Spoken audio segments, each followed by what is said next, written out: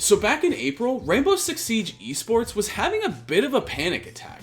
NDAs were broken, Pro League rosters were dropped, a couple different orgs left the scene. It was a mess, and we reported on it. And now, the pro player at the heart of all of this has been banned from everything Ubisoft related for an entire year. So let's break down what the hell is going on here.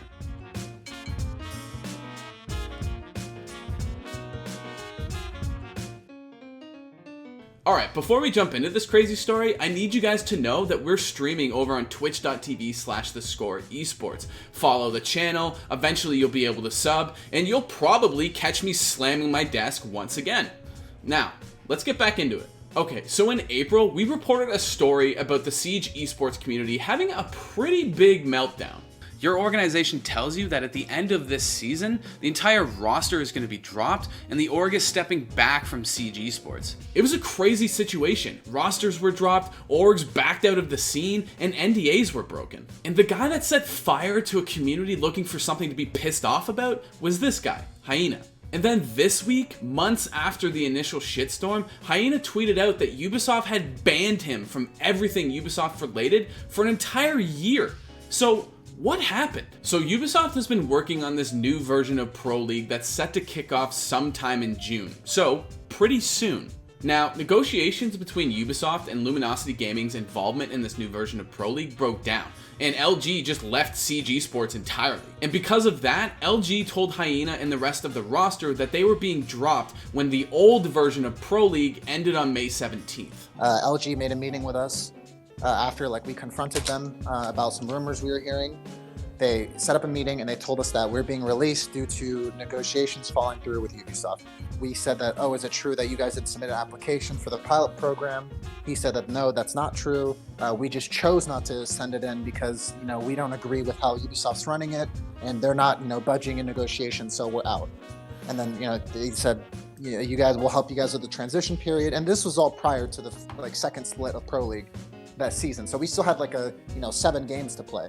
Keep in mind, nobody knew any of this information yet. Just the players, a handful of LG management, and of course, Ubisoft. On top of that, this all happened right in the middle of the COVID-19 outbreak, so the players were stuck in their Las Vegas team house. Now, this situation fell under an NDA the players signed alongside their contracts, so they weren't supposed to talk about anything that they knew. Which is why when Hyena tweeted out, "Fuck an NDA, parents didn't raise me like that," and exposed everything going on behind the scenes, the community exploded. This changed the course of our lives to move out here and do this. And for the Ubisoft and even LG to some extent to just tell us we have no new information, just sit tight and wait and play the rest of the season, not knowing you're going to have a spot in the next season after this one. It was super stressful, super discouraging. Our motivation was at an all-time low. We're it completely kept in the dark. And just the frustration just kept building and building and building, and we were just messaging and not getting anything. But then this week, Hyena tweeted out that he's been banned from everything Ubisoft related for an entire year, and nobody knows why. I mean it. I've looked into this story, I've talked to Hyena, I reached out to Ubisoft who didn't get back to me.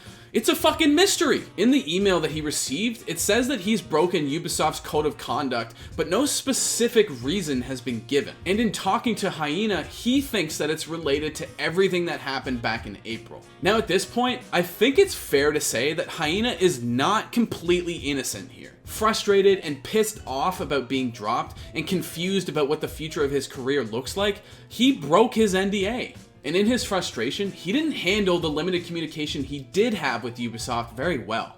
We need information. This is getting ridiculous. And I straight up, I just told them, this is unacceptable. You either tell me something, or I'm going to just go public with all of this. Look, I get it. This dude broke an NDA. Ubisoft can't just let that slide. If that's what this ban is for. Again, we don't know. But in his own words, his R6 career is pretty much over at this point, and this punishment seems unnecessarily harsh. To be honest, it's a pretty strange end to a story that doesn't really feel over, and hopefully Ubisoft gives an update to Hyena's ban at some point soon. Now, this whole mess started because Hyena broke an NDA related to Ubisoft's new Pro League, which is set to kick off in June at some point. While we still have a ton of questions about this new Pro League, let's go over what we do know first. So we know that Pro League is broken down into 4 regions with 52 teams competing.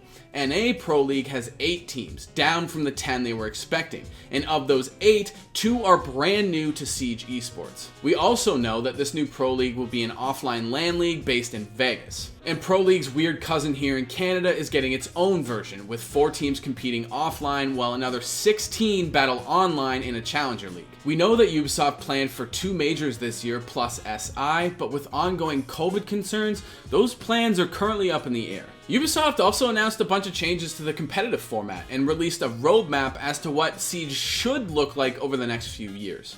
The 4 independent regional leagues run from March to December. These leagues are divided into 3 stages. At the end of each stage, the top 4 teams from each region will qualify for the 6th major, a global competition featuring the top 16 international teams. Now, we haven't heard anything about the rumored tiered structure of this league. Apparently, it relates to how much money the orgs make off of things like team skins and how much developer support they get. From what I've heard, it's broken into 3, with Tier 1 getting the most amount of everything. Think of orgs like Space Station Gaming, G2, or other big legacy teams. And on the opposite end is Tier 3, which gets the shit end of the stick. And it's rumored that teams starting in Tier 3 will be incentivized to work their way up to Tier 1. But we have no idea what those incentives look like right now. But you gotta assume that doing well competitively is probably gonna be a big part of it. The last big thing that Siege is waiting on has to do with the game itself. Over the last few months, the community has been pretty vocal about the gameplay problems Siege is dealing with. Rampant cheating, an unbalanced meta that's not fun to play, the list goes on. Oh, I'm pretty sure they just DDoSed the server. In late May, Ubisoft released a blog post that, when it comes to cheating, doesn't really say much. It promises more updates in Year 5 Season 2, which, again, is coming out at some point in June. And then on June 1st, we got a small update to the Season 2 test server, which fixed a few problems with new operators, but left a bunch of frustrating issues with the meta untouched. So we'll probably see a much bigger patch when Season 2's Steel Wave actually launches. Siege is in a bit of a mess right now, with the questions still surrounding Pro League, the gameplay problems, this hyena fiasco. It's a weird time to be a Siege fan. But honestly, I'm optimistic that Ubisoft can figure it out and that Siege will be back on top in no time. I would like to just own one just cuz, like a straitjacket. I feel like it'd be a cool collectible to have, you know? This is my bowling ball. This is my straitjacket. Yeah.